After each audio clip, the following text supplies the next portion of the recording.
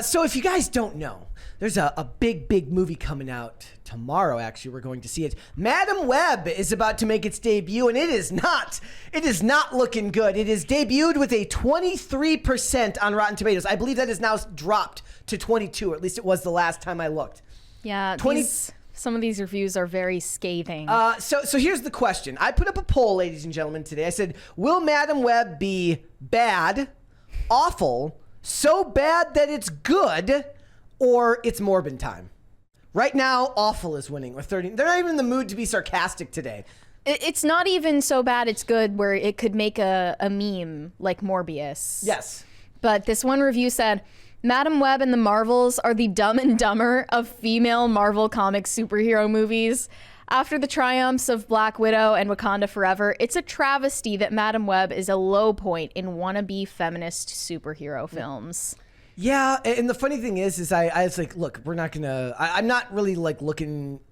There's not going to be a whole lot to watch for this movie for. I'm willing to be entertained if it's entertaining, but it's got a budget of $80 million, right? So that means with marketing, it's a budget of about $120 million if you use the formula that most people tend to use, budget times 1.5, which means that with its opening weekend, which is projected to be $20 to $25 million, it's got a very long way to go before it gets to that 240 to 250 break-even mark before it can even start to see any profit. Yeah, not confirmed, but the meme is that Dakota Johnson got scammed into taking on this role because her agent told her that this was going to be putting her into the MCU, which at this point in time is not even something she would go for now, but back then she might have.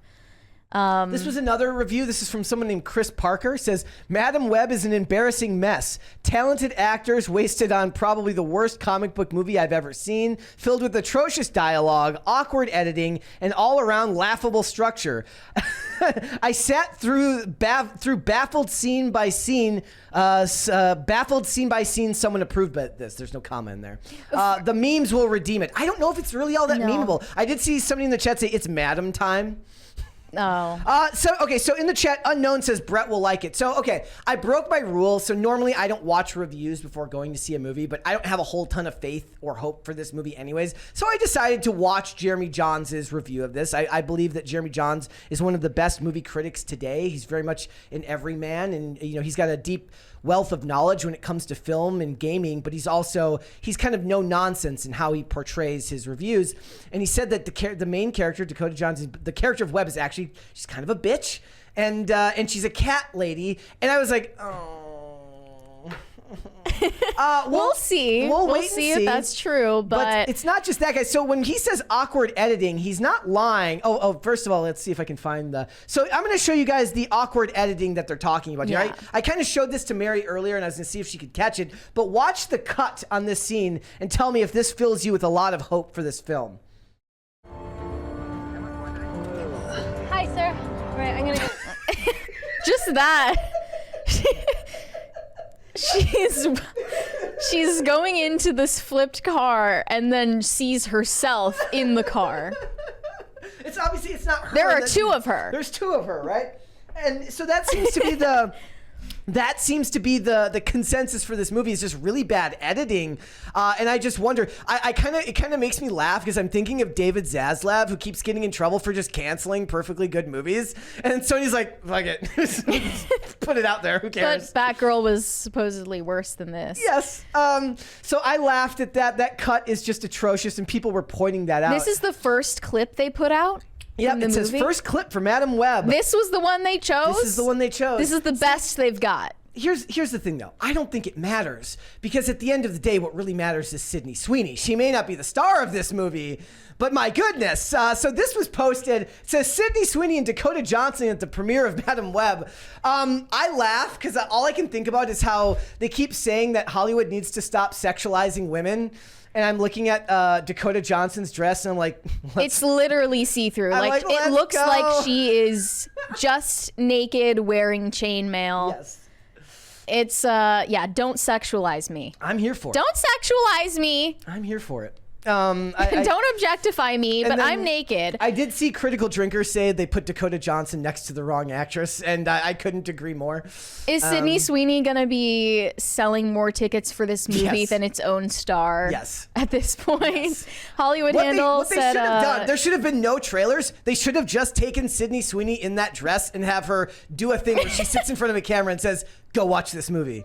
Go watch this movie." And it just zooms. It's smash cut zooms. It's like closer MK Ultra. Yes. Mind control. And there's like a thing going around like this. Go see Madam. And it kind of zooms in closer to her chest as it goes. And we'll all just walk in zombified. Yes, exactly. The Hollywood Handle also posted a review calling it a clunky, poorly written, messy, sloppy movie packed with mediocre editing and performances. It had solid cinematography and an interesting concept, but couldn't be saved due to its terrible execution. I don't even think it was that great of a concept, though. Yeah. And the other thing they point out is like she keeps not she keeps not wanting to save the other girls, which I laugh. It's like well, it's like the Marvels trope where she dislikes her own sidekicks. Yeah. But I mean, do you think that the same response is going to happen for Madam Web as it was for the Marvels, where people are going to say, if you disliked this movie, you are sexist? Yes. Because I feel like it's not going to be the same response be the same level. due to the fact that the Marvels is an MCU movie. Yeah. It won't be the same. Also, Sydney Sweeney is kind of up in the air for most of them because they still don't like her because her parents were supposedly MAGA, which wasn't even true. It was just a themed birthday party.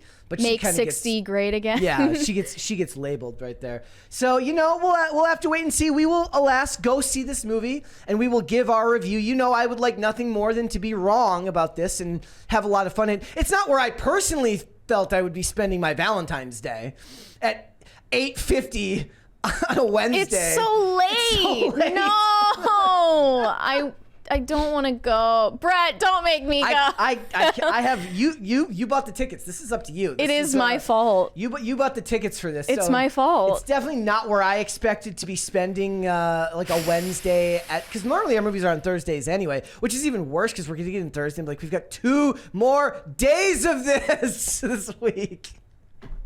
Just kill me now. It's gonna be a lot of fun. Again, so here's an interesting question. So a lot of times, whenever critics hate a movie, a lot of people seem to jump to the defense of, well, if the critics hate it, then it must be good. That's right? not true. But now here, nobody's saying that. Nobody's making that assumption that just because the critics hate this one, the movie must be good. What they're saying is the movie is so bad, even the shill critics hate it. What would they be shilling for, right? Because this isn't gonna draw the Disney shill. It doesn't matter. I mean, it's still mainstream. It's still big budget corporate. Well, critics usually don't like the superhero genre, right? They love Spider-Man. Granted, a lot of people like. They love Miles Morales. The Into the Spider-Verse. And No Way Home did really, really well, but No Way Home still exists in the MCU timeline. Yeah. So it's going to be really, really funny. Yes, we did mix up and not go and see Blood and Honey 2, which is what we should have done. When is that? Is it the same release date? Yes. Damn it. Yep. Oh, that's on me. This is my bad. I take the blame. But the thing is like they probably didn't even have the Blood and Honey 2 tickets up on the site. I looked today and I still didn't see them. So maybe it was delayed. Maybe that release is not in America yet. Maybe that release date we saw wasn't for America. Okay. Well, Possible. Maybe we can still review it. I'll check again. All right, guys. So, just keep an eye out. We'll have to wait and see how this movie actually does. Is it going to make its budget back? No, I don't think.